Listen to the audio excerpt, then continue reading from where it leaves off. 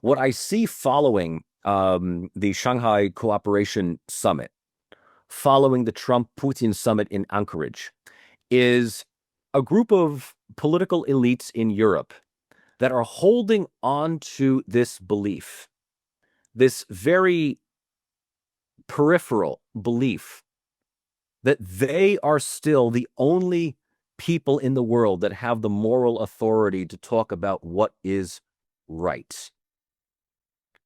And in the words of Slovakia's Prime Minister Robert Fico, who just came from the Shanghai summit, he noted that many of Europe's leaders are acting as what he calls sulky children.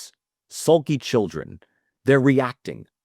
They're not leading, but they're just simply responding in that sense.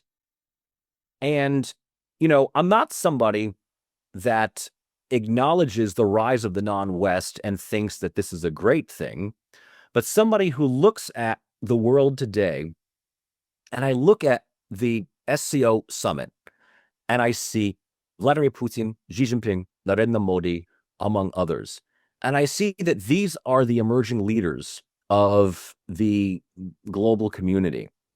And I look at the leaders, and Pascal, please tell me if you disagree with me on this, but I look at the leaders of Europe, of the individual states like Macron and Merz and Meloni and Starmer. And then I even look at the leaders of the European Union like von der Leyen, among others. And I have to ask, do any of them give any sense of charisma? Do any of them give any kind of inspiration? Or are they nothing more than just mid-level bureaucrats that are just simply responding to how the rest of the world is just working without them? You mentioned very succinctly the one part of the world that was not included in SCO was Europe. And it's not because they weren't invited, but because they regard this as something not them. You say they're not democratic. It's not them. But at this stage of the game, does this really matter at this point? Especially when they're wedded to two beliefs that, rightly or wrongly, seem to be unpopular. Defending Ukraine at all costs, even though at this point, Ukraine is, we haven't talked about Ukraine, but I mean, Ukraine is a losing cause. I wish that it were otherwise, but, it is what it is. And still, as much as they like to talk about human rights violations and the rule of law and everything when it comes to Ukraine, they turn blind eye and deaf ear to what is going on in Gaza and the West Bank. And the world knows this. They see this. They're not stupid. So I have to ask, I mean, is there anybody out there that actually looks at the leaders of Europe or Canada, for that matter, and sees them as virtuous paragons of democracy, as antitheses to what we see as emerging in the rest of the world today? Yeah. Yeah, I think you're absolutely right. And, the world is seeing through the hubris and is seeing that there's, what is it now, 2 million people in prison in the United States. I mean, the incarcerated population is huge. You see Gaza, you see this new genocide that's being supported by the very forces that claim this moral superiority, and they just don't take it anymore. So I think it's very fair to say that by now we have a moment of more clarity, even if the moment is very brutal. But it is, I would argue, Yeah, more clarity than we had for many, many decades, because of the ideological fog that was still simmering around, right? Of how the world works, and we have a larger group of people actually seeing that. The funny thing is, of course, that the minority, the global West, still believes that they're the ones seeing through it, when it's actually the rest that actually that now starts to realize, guys, exactly. you're delusional. And the question to me is how long it will Look, take I until mean, a majority in the West gets around and says, like, actually, guys, you're right. That is a bit weird. look, I feel that maybe I need to say this just for the sake of clarity, but I think I speak for both of us when I say I'm not happy in saying this. I'm not happy in coming to this realization, right? You and I are both from the West. Yeah. We're both from Western countries.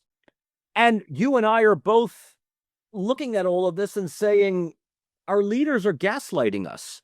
Our leaders are wishing that it was still 1995, not 2025. That's the big issue. Within the literature of political science, more specifically international relations, there has been some extensive work done on the um, the different polarities between unipolarity, multipolarity, and bipolarity. Um, John Mearsheimer writes about this. Ken Waltz writes about this. In my opinion, probably the best authority on unipolarity and the dangers of it is Professor Christopher Lane, who has written about this for the past 30 years. I mean, he wrote about this in the 1990s. And you know what Lane, Layne, for your, for our viewers here, he writes about how unipolarity sows the seeds of its own demise. And the worst thing is that if a unipolar power embodies the principles of philosophical liberalism, right? Like the United States, we believe that we are a force for good in the world. We believe that when we intervene, we are doing something for the greater good. When Russia intervenes, it's only for Russia. When Iran or Turkey or China intervenes, it's only for their good. When the United States intervenes, according to this liberalist mindset, we are sacrificing our own interests for the greater good. But it turns out that we're doing it for our own interests anyway, right? Let's be honest.